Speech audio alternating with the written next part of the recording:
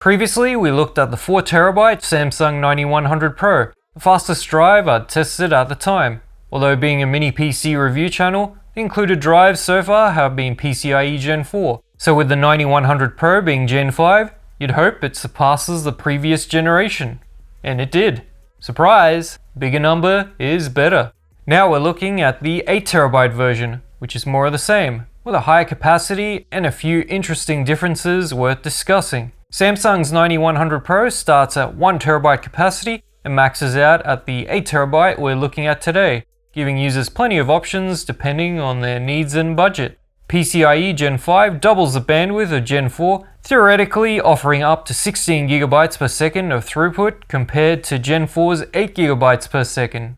The drives are backward compatible and can be used in older generation slots if that's your only option, though you'll obviously be limited by the older interface's maximum speeds.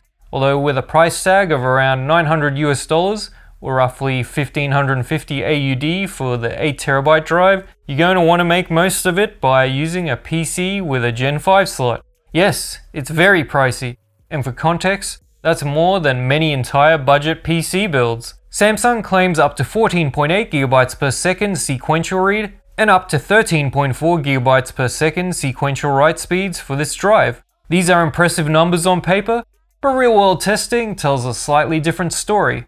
I didn't hit those numbers with either drive, although it came close to meeting that claim with a sequential write result. The read speed on both the 4TB and 8TB 9100 Pros came back slower than the write, which interestingly is opposite of what Samsung claims in their specifications. It's worth noting that many manufacturers list their speeds under ideal conditions that are difficult to replicate in typical testing scenarios. Still, the numbers of most interest for most users are the IOPS, or input-output operations per second, and the 9100 Pro can apparently handle up to 2200K read and 2600K write IOPS. This is the figure that will give you the most responsiveness and snappiness in the operating system during everyday tasks like launching applications, loading files, and general system operations. What does this all mean for the average user? Well, the usage case for Gen 5 drives is pretty niche at this point in time.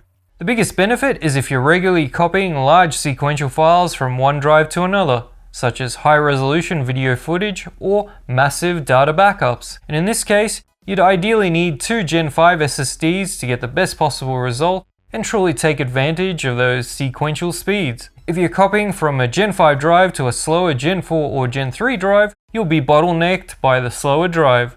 That being said, the IOPS result is faster than what we've seen in most Gen 3 and Gen 4 drives, so it is faster in those real-world usage scenarios as well. This means the operating system will feel more responsive, applications will load slightly faster, and file operations will be snappier overall. However, the gains aren't as dramatic as the sequential results might suggest, and they certainly make it hard to justify the substantial price premium over high-end Gen 4 drives that cost significantly less.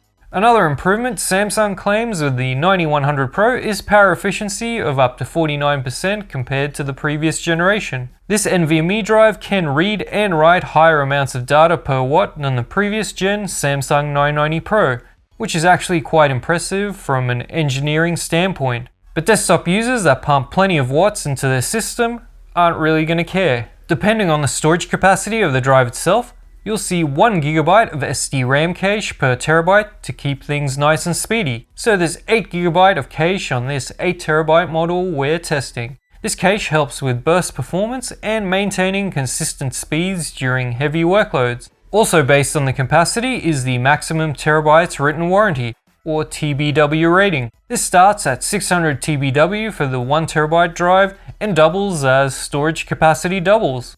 We're looking at the 8TB drive, so that's 4800 TBW for this one, which is an absolutely massive endurance rating. For reference, even heavy users would struggle to write that much data within the warranty period. All the 9100 Pros have the same 5-year warranty duration if the TBW limit isn't reached first, giving you solid peace of mind. Gen 5 NVMe drives run hot under load and need some sort of active or substantial passive cooling to prevent thermal throttling from kicking in and reducing performance. Samsung offers the 9100 Pro with and without a heatsink, giving buyers options depending on their system configuration. This time I received the model without a heatsink and used the motherboard's built-in M.2 Armor heatsink to cool it during testing. How well this setup holds up will depend heavily on each individual configuration, including case airflow, ambient temperature, and the quality of the heatsink being used. Samsung's 8TB 9100 Pro model fills a very niche segment for those with limited M.2 slots who need both maximum capacity and the fastest storage available in a single drive. Content creators working with 8K video footage, professional photographers dealing with massive raw image libraries, or data analysts working with large datasets will likely find value here.